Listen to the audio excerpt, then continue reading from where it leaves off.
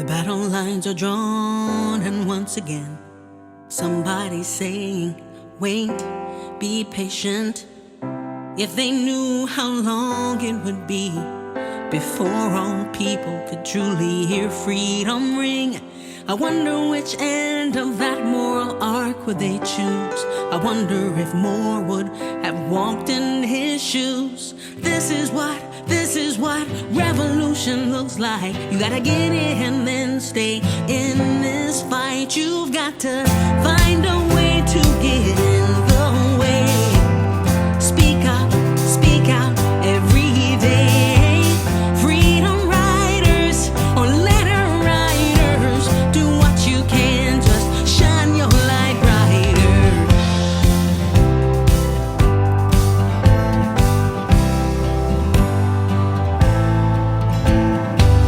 Somebody called him a saint among men, a founding father, an icon, a legend. Ordinary people with such extraordinary vision in a country so young, hard pressed on every single side, but not crushed, saying, in God, love, and justice we trust. This is what revolution looks like. You gotta get in and stay. Thank you so much, Barbara. You know, it's wonderful to be back at the Institute, to be in the throes of knowledge and learning and teaching. And folks, let me tell you, when you heard Lynn apologizing for that technical, it ain't nothing but J6 and DC that are in their protest today, that are trying to interrupt this because they don't want you to get the knowledge. They don't want you to undergo this critical race theory of teaching about all of American history, to put it all into perspective. But we got 50 minutes of learning for you. Tighten up your seatbelt because it's going to go quick. It's going to go deep. It's going to go deep analytically. Be ready, folks. Barbara, you ready to kick this off? You know we're ready. Let's go. Let's start these slides so people can see some of the history that we want to share with you. So last week, we had an amazing session. We ran out of time. We had so much to cover, but we want you to pay attention to this recap. We just, what we try to make sure everybody understood is that Reconstruction and post-Reconstruction explains everything about today's political fights. The entirety of the assertion of white supremacy during this time, we wanted everybody to understand that even though there was, the Civil War ended slavery, it did not end white supremacy. And in fact, all the parties, including some of the Reconstructionists, were united in believing that whites were more supreme and more, intellectually powerful and more morally acceptable to God and all kinds of stuff than people of color, especially African Americans. So there was no doubt that during this period, one of the biggest fights that happens is this reassertion of white supremacy. And we talked about how that movement really consolidated in 1890s and how, the press, the elites went through this entire era of trying to convince all whites that being white was more important than anything. More important than your class status, more important than your labor exploitation, that whiteness was the unifying principle of that time. We talked about the Black massacres, and we're going to talk some more about them because this period that we're about to enter into, we left out at 1915. Oh my goodness, we're about to talk about more of what was done because violence was essential to white control. And violence was essential during slavery. It was essential during the Reconstruction and post-Reconstruction era. In fact, we talked about even as slavery ended, we entered into a period immediately called slavery by another name, right, Daryl? Absolutely. Yes, go ahead. And the whole slavery by another name, the way that we came up with the concept and the way that the name came about was that, you know, Douglas Blackman obviously wrote the book, Slavery by Another Name, but it didn't start as a book. It Right. started as an article in the Wall Street Journal, where he had just done research and was writing about what was transitioning now in the United States with regards to African American, or Blacks at that point, Blacks. And as they came out of slavery, how they found a loophole in the 13th Amendment. And that loophole, you know, we know generally that we say the 13th Amendment ended slavery. That's what we say. But we don't focus on the loophole that existed that said that slavery was abolished except as punishment for a crime. And it was that loophole that the industries and politicians took advantage of. And in taking advantage of it, what they did was they came up with all these ginned up crimes. And once they came up with the ginned up crimes and had the Black person convicted of the crime, they were able to sell them into servitude, sell their services to these corporations at low cost, right? And it would end up enslaving the person that was now embodied, indebted for those crimes. And I know, Barbara, I know you wanted to pick up on some more on that. Yes, I mean, thank you so much, because, you know, slavery by another name, the convict leasing system, you know, the one thing the 13th Amendment did, and let's be very clear, the 14th Amendment also, even under its discussion about citizenship, also created an exception clause for people who were convicted of crimes. And the Southern leadership, those who were anti-Reconstruction took total advantage of this. Remember, they made all their wealth off of free labor, and they were convinced and convicted that they were going to have free labor. And the way they were going to get that free labor was by trumping up charges against African Americans. So, you know, literally, African American men mainly, but it was also women, just disappeared. You know, people would see them off to school, see them off to work, see them, just off to the store, and all of a sudden they would be gone because they would have been, re-enslaved.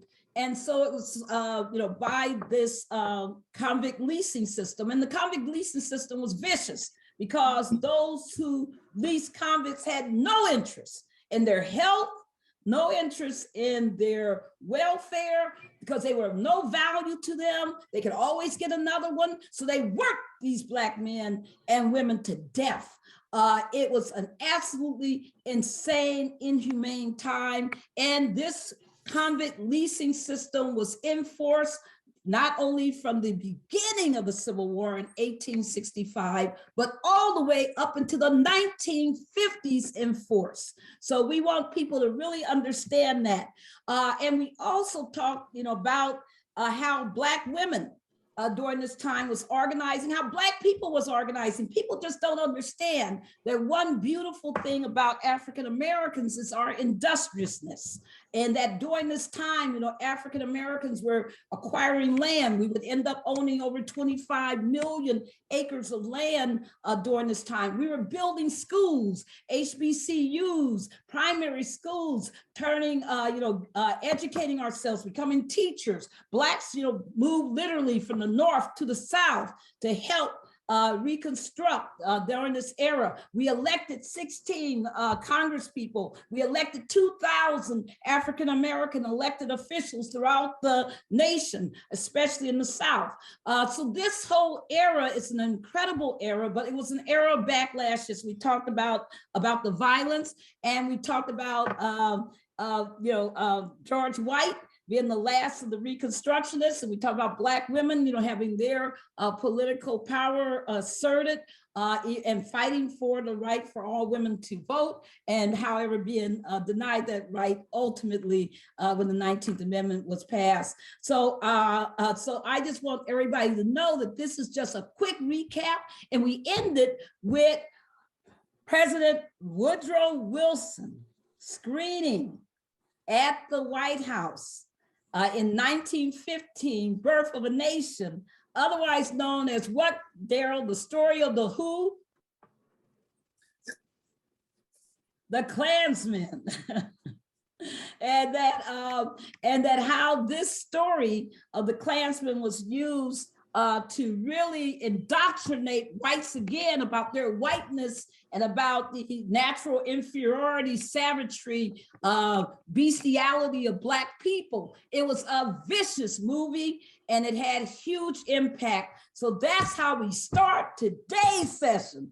Whoa, building up on all of that. And now we start with our new session. Oh my goodness, Daryl. One thing that people don't know, and it's been hidden so viciously, yet from everywhere where we're talking today, and from all of you I see from Pennsylvania, DC, guess what? Every one of you had a massacre that occurred on that chart. St. Louis, every one of you. Chicago, every one of you. Go back to the other, I'm sorry, yes. And this slide is just about what we call Red Summer of 1919. And during that Red Summer, over some 40 US cities erupted into violence. And it was whites attacking Blacks and destroying and burning down and destroying Black communities because Blacks were striving, and their hatred of what Dr. Julianne Malveaux likes to call economic envy of African Americans during that period was so extreme that they literally ran these massacre programs and killed Black people, East St. Louis being one of the worst examples of a massacre, but also Atlanta. I mean, there was just so many places where these attacks were. And we already talked about the coups, in Wilmington and all that earlier in that era.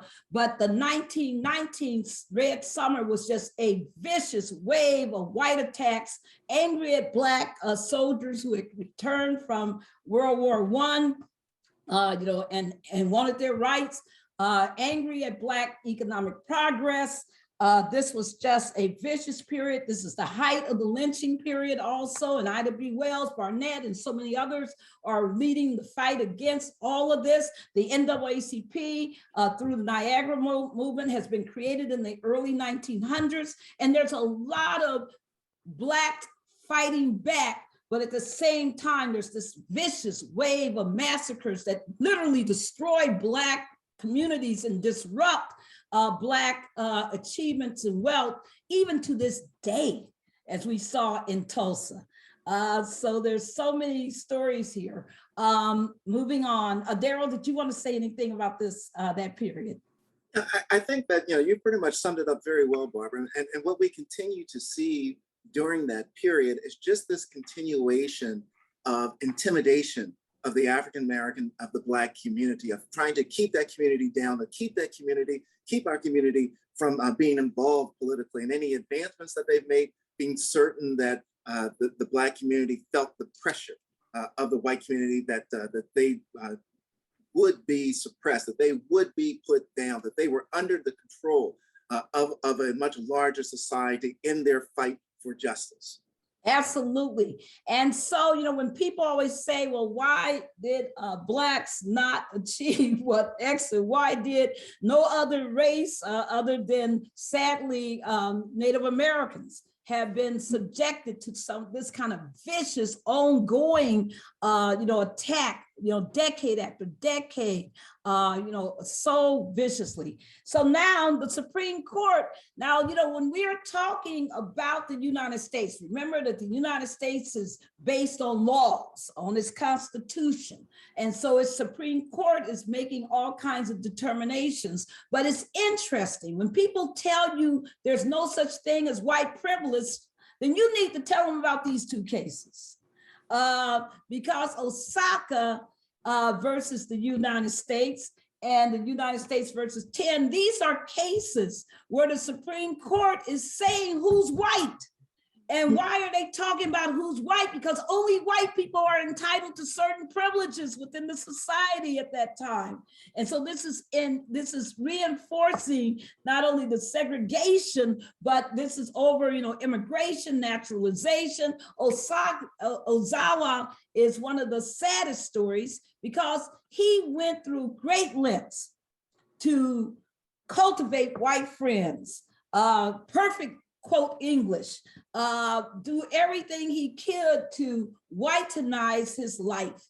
And the court of course said, nah, you're not white, you are Oriental, you are Asian. There's no way you can be white as a native Japanese. As Japanese are not white, there's no way you could be white, and therefore he wasn't able to be naturalized. Therefore, he was not able to have the quote same rights as a white man.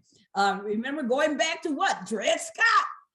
Here we go, all the way back to Dred Scott again, to Dred Scott in 1852.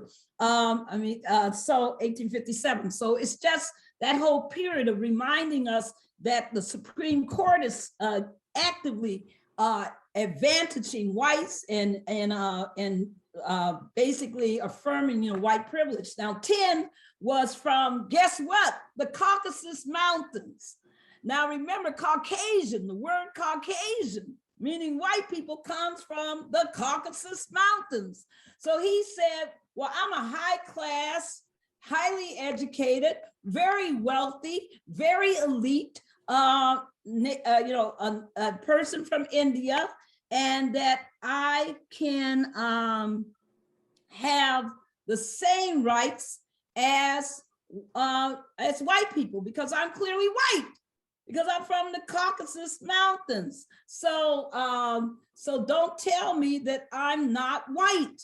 And at that point, he of course wants to be determined to be white, and the court says no. You're not white, just like they told Blessing that he wasn't white.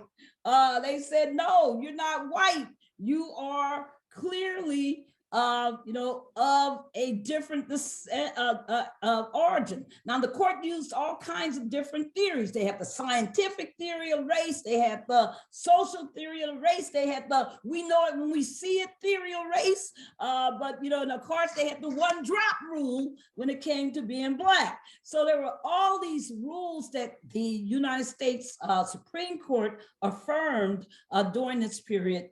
So this is how you end up with whiteness meaning so much, because you got a Supreme Court in 1922, 1923, and you got several district court cases, several state Supreme Court cases, all talking about this. Next slide. And Barbara, Yes, it's very interesting the way that the Supreme Court laid much of that out with regards to specifically Ozawa, because in the Ozawa case, Ozawa actually had lived in the United States for some 20-some years, was educated in the United States, had gone to college in the United States, had married in the United States, had lived in California, but as well as in Hawaii. And, but beyond doing all of those steps, beyond being an outstanding citizen, beyond having done everything that could possibly be expected of a person to become a citizen, he was denied citizenship based only on the fact that he was not white by their definition. And Ozawa then went on to define what whiteness meant, and you had to be white in order to have the privileges of those citizenship. Just an incredible decision.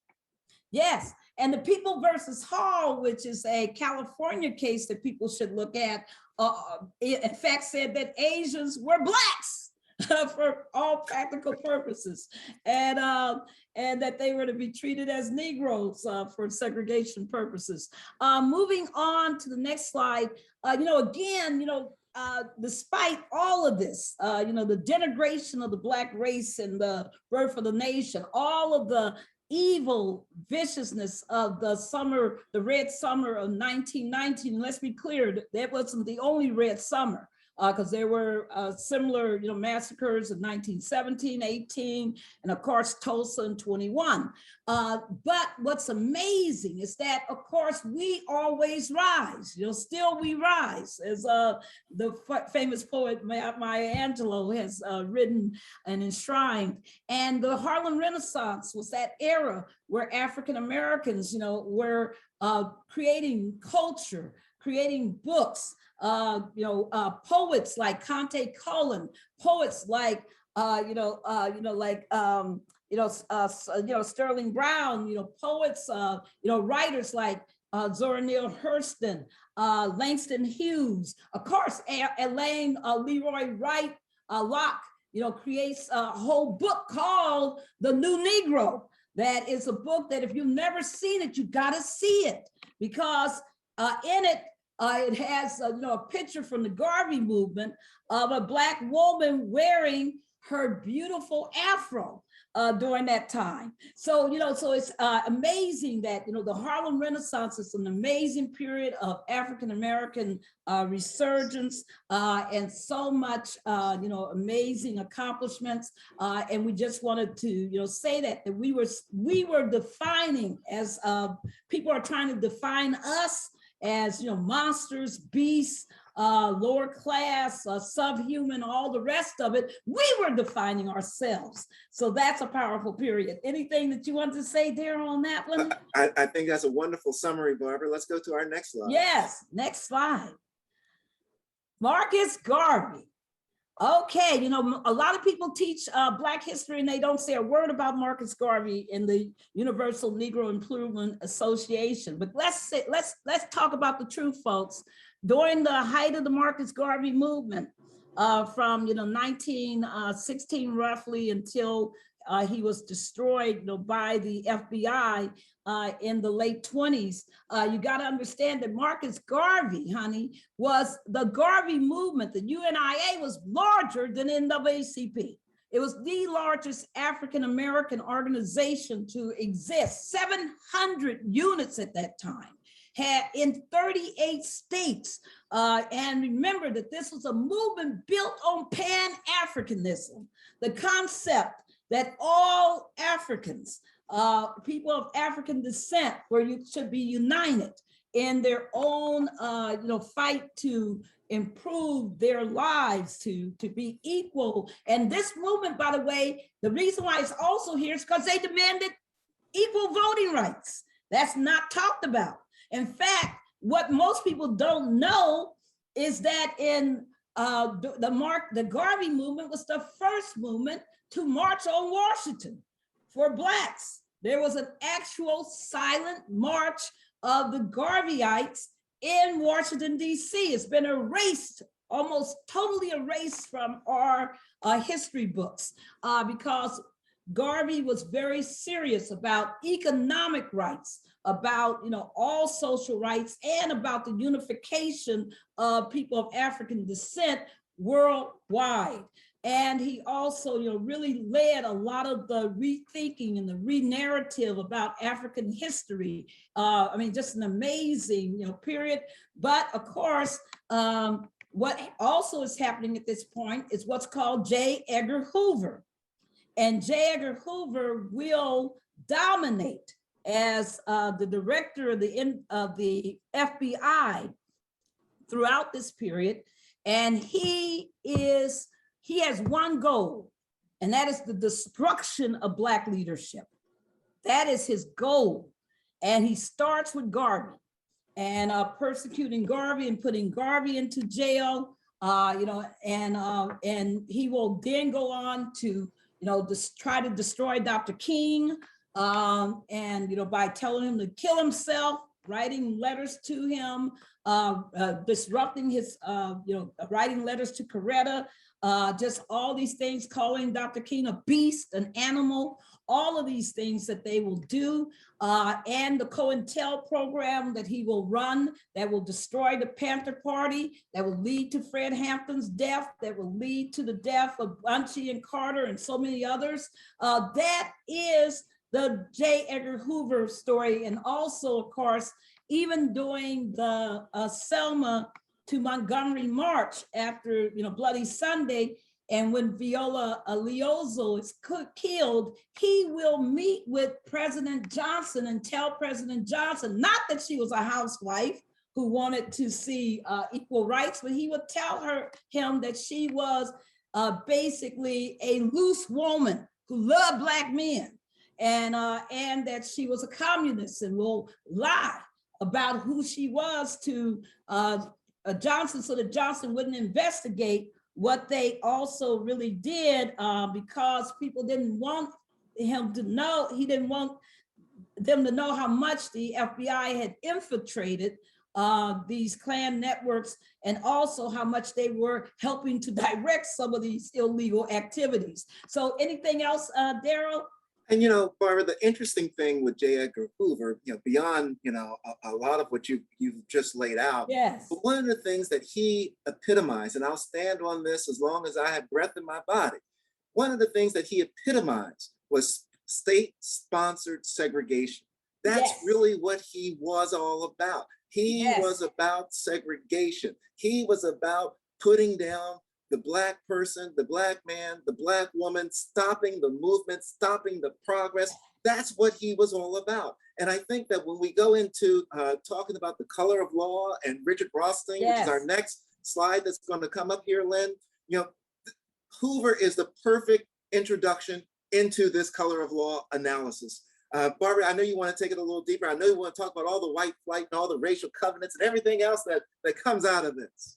Well, people, when you talk about political power, right, it's where you live, and there are, all this redlining taking place during this time. I mentioned those massacres. The purpose of those massacres were to destroy Black communities, and that was to make sure that African Americans could not have the political power, the disbursement, what would you call, the disruption, the refugee status of African Americans constantly from this era. My father, so many people having to move, all the way to the West Coast, trying to find some kind of relief and not really finding it there either. All of these things are going on, but The Color of Law is a great book that tells the other story. People look and say, why are whites economically better off than Blacks? And they don't understand how the United States government built white wealth. The Homestead Act. Let's go back to the Homestead Act of 1862. That was only open to whites, where you could get what? All these, acres of land for free from the federal government. And when Blacks would apply, they would be routinely denied. So we know that during that period, as they're stealing Native American land and redistributing it to white people, it's only for white people. And that's how you end up with the quote westward expansion, but you also end up with whites, acquiring all this wealth through, land ownership. Well, during the 40s, after the World War II, there was a whole movement by the Federal Housing Administration, FHA, to build white wealth. They really said openly that their goal was to build the white middle class.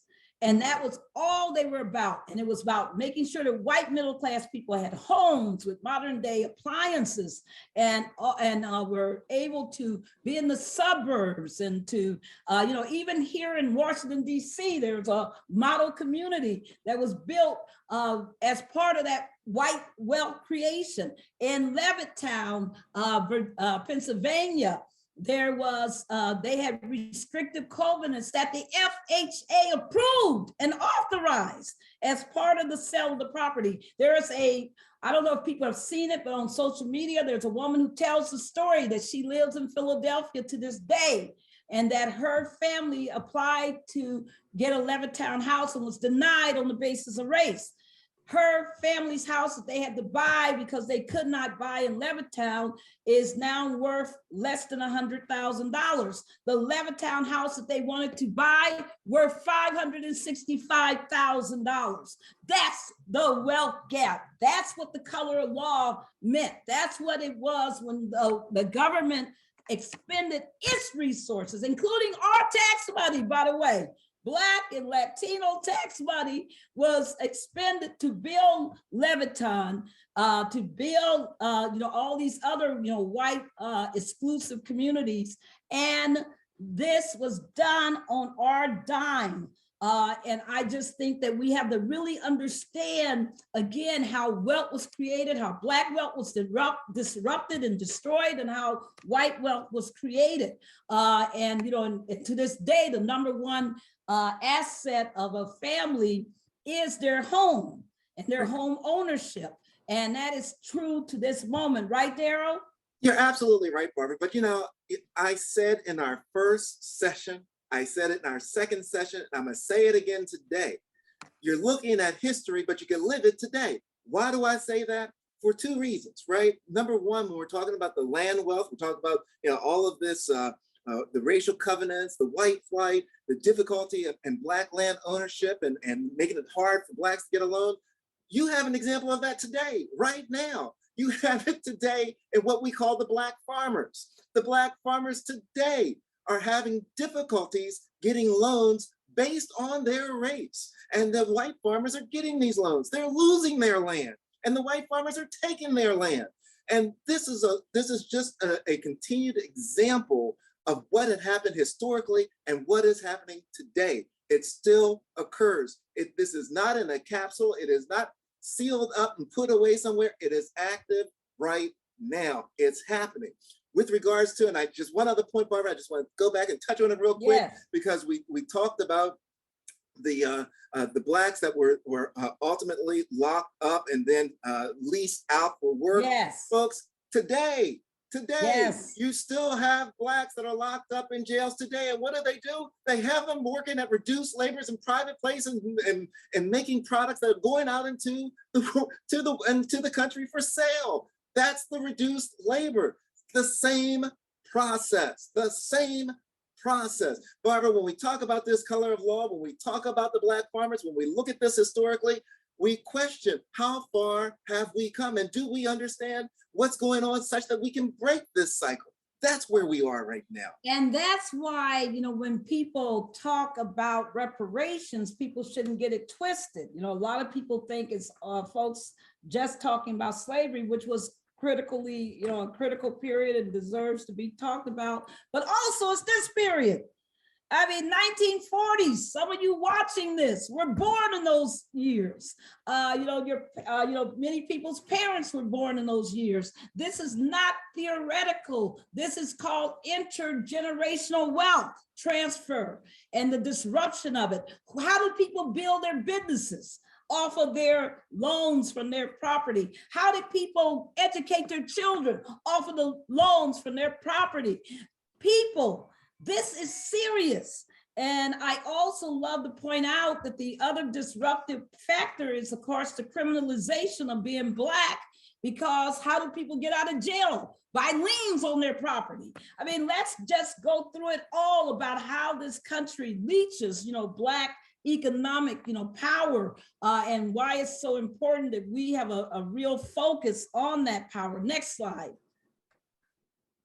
And I should have mentioned that, of course, during this time, the NAACP is active, fighting, you know, all kinds of inequities, all kinds of different African-American movements are fighting. Shelley versus Kramer is decided in 1948. Which says that basically restrictive covenants are unenforceable. And because, you know, and that's what I wanted to point out, is that during this 1940 era, the court starts beginning to rediscover the Constitution and starts to kind of walk away from some of their vicious anti-Black court decisions that they made for years. And in the 40s, you not only have Shelley versus Kramer, but you also have the case of Smith versus Allwright in 1944, which is critical. You got to write it down. Smith versus Allwright. That's Smith versus ALLWRIGHT, 1944 case. And what it did was it struck down the white primary, which was one of the vicious voter suppression methods that came out of that period of 1890 until 1944. So the court, you know, starts doing a few right things during this period. and making a few little advances, but remember that they still wholeheartedly support the 20, they wholeheartedly support white supremacy. Now, moving back, yes, thank you for that slide, for showing that slide, because I moved ahead. GI Bill, that wasn't, not only was it the housing, the GI Bill, remember, was to have been available to everybody for educational purposes, for loans to build homes, for employment, advantages. And again, Black veterans were denied these rights and were viciously, persecuted in cities and towns when they showed up in uniform, as they were in the night after World War II. It's another story of the failure of how whites were advantaged and Blacks were disadvantaged. The GI Bill gave a tremendous boost to the white middle class, its creation, its consolidation, while it subordinated, Blacks. Anything else about the GI Bill, Daryl?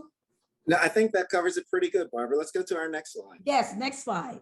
And once again, the other thing I just wanted to mention was the WPA administration project. All I want to make sure is that people know that this definitely, again, there was, disparities, racial disparities, as we rebuilt out of the 30s into the 40s and into that incredible, period of economic progress that comes out of the, the engines of the 1940s and World War II. But I also wanted people to know that a lot of Black history is contained in the WPA projects. You want to look at those 1930s collections of African-American stories of enslavement to really understand that period of what slavery was like and what the post-Reconstruction era was like, because those stories are powerful. In fact, a lot of things that the color purple, frankly, if you read it and you read some of these stories out of the WPA, you'll realize that a lot of that book is based on actual stories that people wrote in these that were collected and saved as part of this WPA project. So moving on. Oh Lord, 1960s. Well, before we get to the 60s, don't we have to talk a little bit about the 50s, right? Because, Brown versus Board is that time, for 1954, but we got to talk about something else. There is no 60s civil rights movement, no freedom fighters, no freedom riders, no anti-segregationist movement if you don't talk about who, Daryl? Emmett Till, Barbara, absolutely. Yes. Because, on August the 28th, 1955, that's when Emmett Till went down to Money, Mississippi to visit his family, to visit his uncle. And as he's down there visiting, he left out of Chicago. And as he's down there visiting, he goes over to what's then Bryant's grocery store in Money, Mississippi. And while he's there, he's accused of some say whistling at a white woman. There are all kinds of stories as to what actually happened at the Bryant's grocery store. But what is clear is that whatever the minor interaction may have been, it resulted in the Bryants, right? The husband Bryant taking his half brother and a group of other folks to find Emmett Till and to kill him. And to, after they tortured him, just mutilated the body, they end up shooting him. And he's been shot and killed and subsequently followed. What then happens is that, Mamie Till, Emmett Till's mother, decides that once the body is returned to Chicago, that she wants the world to see what they have done to her baby, her little 14-year-old child. And so she has the open casket funeral that's in Chicago. It sparks a reaction throughout the country with regards to what has happened to this young kid, because he really was a kid, 14. But from that, what then begins to flow, without the Emmett Till, you don't have the Rosa Parks. Part of what made Rosa Parks sit was understanding what happened to Emmett Till. From Emmett Till, one of the things that we know is that the March on Washington happens because of the 8th year anniversary of the death of Emmett Till. So August 28th of 63 happens because of August the 28th of 55. That's the reason that they have the march for the jobs and the demand for justice on the March on Washington. That's what it's all about. So without the occurrence of the Emmett Till piece, our civil rights piece does not move as far. It really does serve as a rubber band that repels people to then say, I've got to do something. They're killing our babies. I've got to do something. This is horrible. And to add insult to injury, with the Emmett Till trial, there was not one Black juror that was on the trial. And as a result, there was a not guilty verdict for the 2 people that were charged with the death of Emmett Till. What happens after that? One of them, subsequent to that, confesses to what they did. Not only do they confess, but they get paid for it because they go to Look magazine and they sell the story of what happened as a result of Emmett Till. Folks, this was part of that linchpin of once it was pulled out, that the civil rights movement then really took off. Barbara, I know you wanted to add something to it. Oh, I just wanted to add that, without Emmett Till, there is no Rosa Parks. There's no, Montgomery movement. There's no John Lewis. Mm-hmm. John Lewis in his farewell letter, read it to the New York Times, how he talks about how Emmett Till was his George Floyd moment. And we got to understand how amazing that moment was. There's so much history that we could teach, during this period, but we're trying to get through it. But, we just want to remind you that during this period, African-American voting is, really impaired, that African-Americans are down to, in some states, less than 1% of registration, others 5% of registration because of poll taxes, literacy tests, bad character laws, felon disenfranchisement laws, all of these vicious laws that are used to keep Black folks from voting. Heading into the next slide. All right, now, we just talked about them. But we can't talk about this era without talking about John Lewis. Oh my goodness, that he starts getting into good trouble in 1959. How old do you think that young man was, folks? He wasn't even legal. He was barely of legal age. He started getting involved at the age of 18, 17, 18. That's when he starts getting involved. And he's motivated largely by by what happened to Emmett Till, because this wasn't his first actions, wasn't just the Freedom Ride movement, and he was one of the leaders of what was called the Nashville student movement. But you got to also understand that he protested with his library.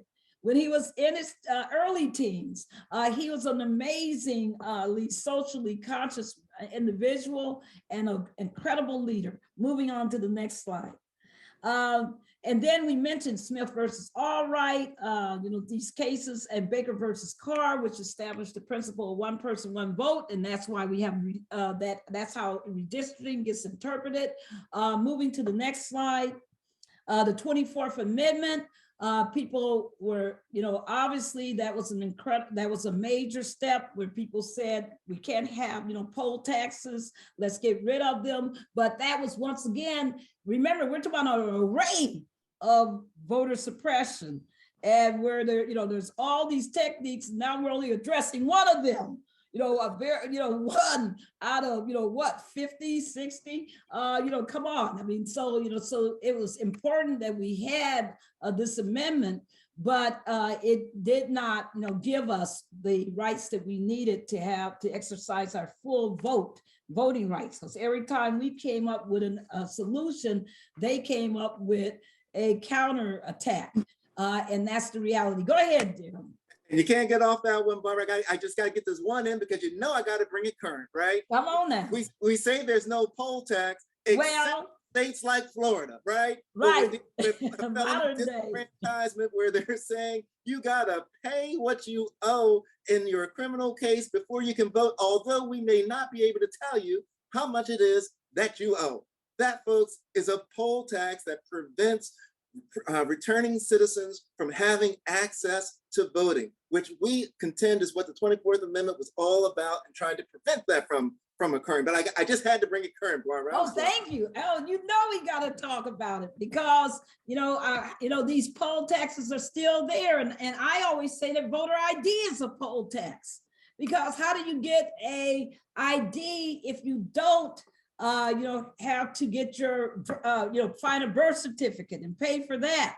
And, go to the Department of Motor Vehicles and sit and, I'll go through all of that. But the court has called those what?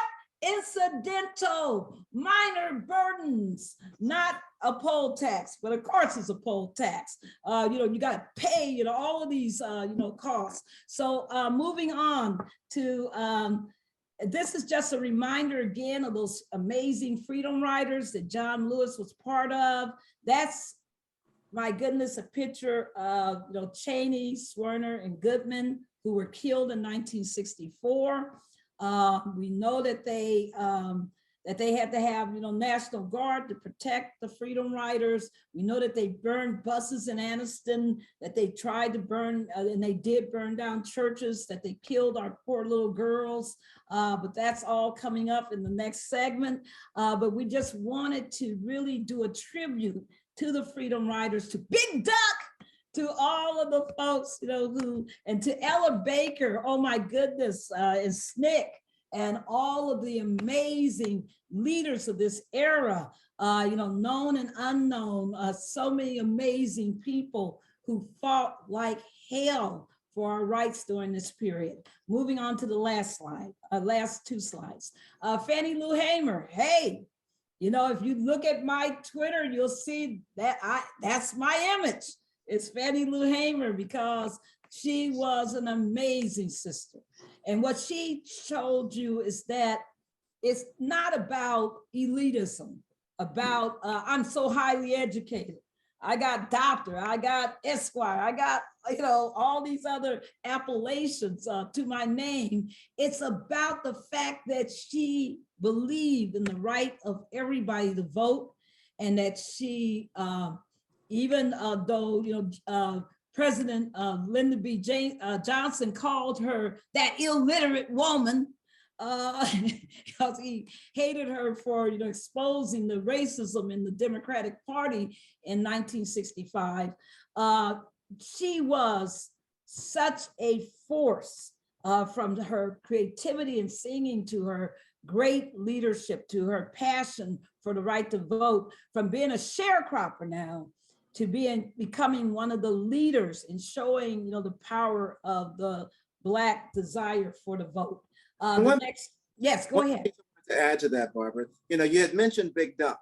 And many folks may not know who Big Duck was. Oh, tell them about Big Duck. And Big Duck was one of the freedom riders that was out of the Mississippi area that we went down there numerous times to register people to vote. And New Orleans, right? And New Orleans, registering people to vote. He was beaten, a steel plate in his head as a result of it, had all kinds of broken bones and everything, but he consistently and constantly said if the bus was going down to register people, he was going to be on that bus to go down and register Black people to vote throughout the South.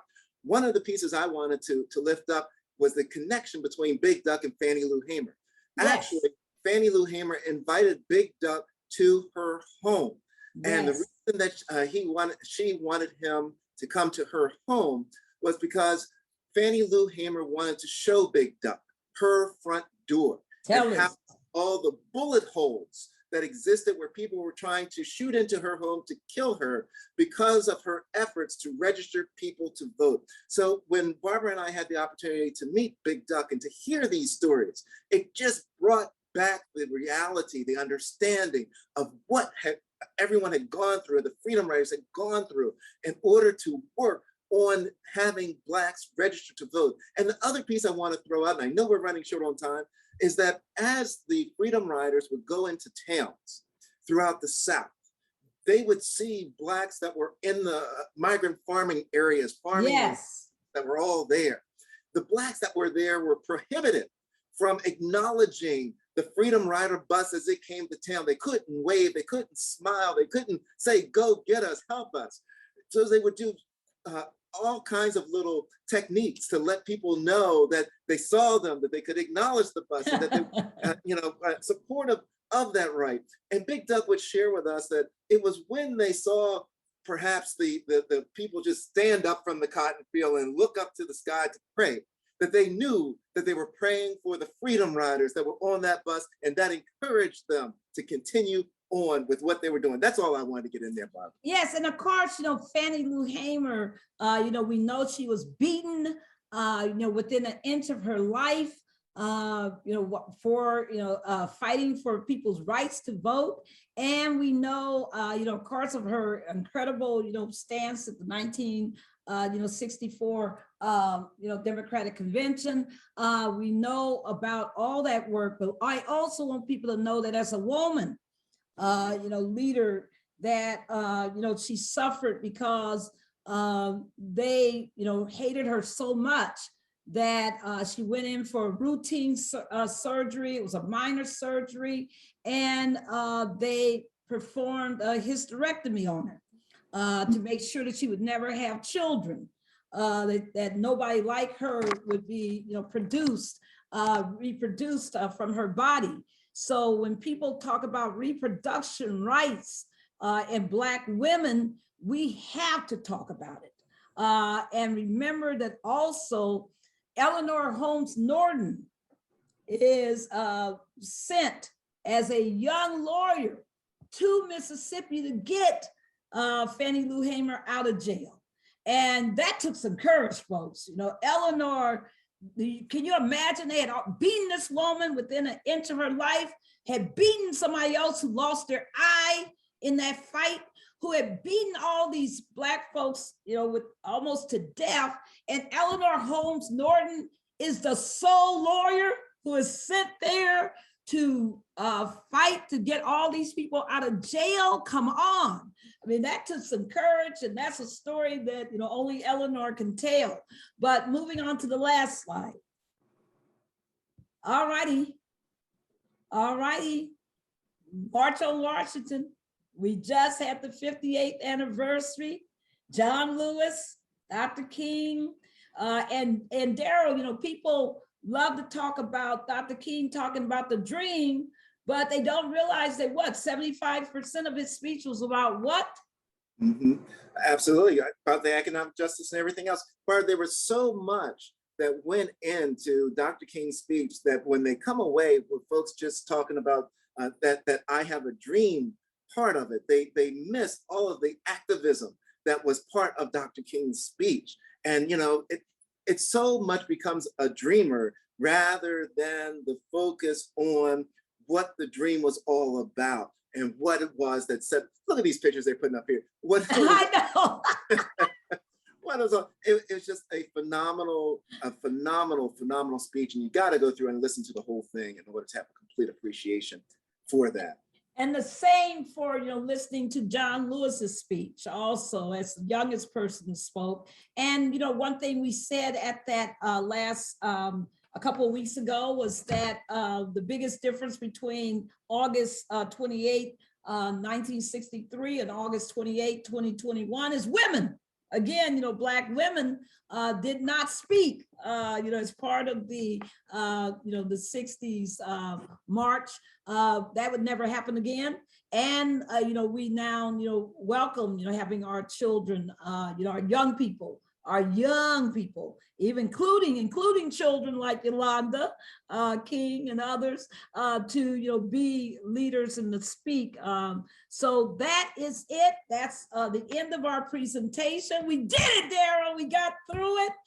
We want to thank you for your patience, for listening, for staying over. But we wanted to make sure that we did this period justice, because you cannot understand who we are politically today without understanding that whole Reconstruction and post-Reconstruction era. We did our best. There's 1,000 stories we didn't tell you that we wish we had had time to tell, but we want to make sure that you got this overview. Thank you so much. Thank you, Daryl. Thank you so much, Barbara. And folks, we encourage everyone to come join us every Tuesday at noon on Igniting Change at 1450 a.m. If you're in the DC metropolitan area, or WOLDCnews.com or BarbaraOnline.com. Every Tuesday at noon for Igniting Change. We have all kinds of information. We're constantly bringing it at you, bringing it to you from a historical perspective, from the current perspective. Folks, please be a part of it. We thank you for being part of this institute, because we know that an educated mind is the most dangerous mind, and we encourage you to be a dangerous mind. All right, thank you very much, Barbara and Daryl, but class is not over yet. Of course, we still have one very important thing to do, and that is your call to action. And so the call to action this week is the same as last time. We are not changing it because a lot of you have not done it in the first place. So the call to action is to share any of your family's oral history about them being involved in the fight for voting rights. If you've talked to any of your elders and they say, oh yeah, I was down there, I took part in a march, we want you to share those stories. And then we've seen a lot of photographs in these sessions. And what did those images mean to you? What did this session mean to you? And then pick one of the massacres from the Black Massacre map, which will be posted on the Facebook page for the Good Trouble Voting Rights Institute, and research it, learn out a little bit more about it. And folks, the reason we have these calls to actions is so that you can take and apply what you have learned in these sessions, and it will stick with you, and you will be better able to share it with other people. And because that's what we're about. We want this word to spread. We want everybody to have the opportunity. They're trying to stop certain teachings in school. Well, guess what? We at the Good Trouble Voting Rights Institute, we have an answer for that. We will teach our own, just like they did in the freedom schools back in the day. So please join the Facebook page. It's Good Trouble Voting Rights Institute Facebook page, and answer the questions. Thank you to those of you who have, and please post your responses to that. We have a couple of things of suggested reading that will come up. And then there is a very brief video by a young man out of Minnesota who wants to share with us his thoughts about voting. His name is Oliver Closs. He's 12 years old. So you will see him after And this. before you do that, Lynn, before you do that, I think we should answer some of the questions in the chat. One of the questions that people wanted to know was the Facebook link, so that they can watch it on Facebook in the future. And of course the Facebook video is there continually for people to watch. People ask for that link, and we just drop it into the chat because we all know that. Jessica has dropped that into the chat. Thank you. That is there. Is there anything else before I continue with the slides? Okay, so these are the suggested books that we have put up and asked that you read. I would also add to that The Color of Law. Yes. And Slavery by Another Name would be the others. Hi, I'm Oliver. I'm 12, so I have a while till I vote. So until then, I'm gonna learn everything I can. In school, I've been learning that people used to not be able to have the right to vote because they were different. And to me, that doesn't feel right. So when I become 18, I'm gonna make my voice be heard by everyone. And I'm gonna vote for who I want to vote. And that's what I think about voting. Thank you. Lynn, don't we want to solicit other people to send us other clips of children talking about the right to vote? Yes, we do. We would ask if you have anyone, a 60-second, 30 to 60-second video, we would appreciate that. You can send that to lwhitfield@tjcoalition.org. That's LWHITFIELD@tjcoalition.org. Thank And, you very much. before we end, Lynn, I want to say a special, thanks. Daryl and I want to extend a special thanks to you for directing, and we want to send our thanks to Ashley Lee, our thanks to Jessica Fortune Barker, our thanks to Yolanda Coley, our thanks to everybody on the teaching committee who has helped to put this together. We want to thank you because it takes a lot of work to put this together, and we don't want people to not know all those who are working in the background to bring this program to you. So our tremendous thanks to everyone who has made this possible. And Daryl, I just had a ball reading Pennsylvania, New York, St. Louis, DC, all the different places around the country that our participants came from. Absolutely, Barbara. And collectively as a unit, let's get in some good trouble now, folks. Let's go get in some good trouble. Good night, good evening, good afternoon. Have a good day, everyone. Have a great day. Take care. Bye-bye. Bye-bye.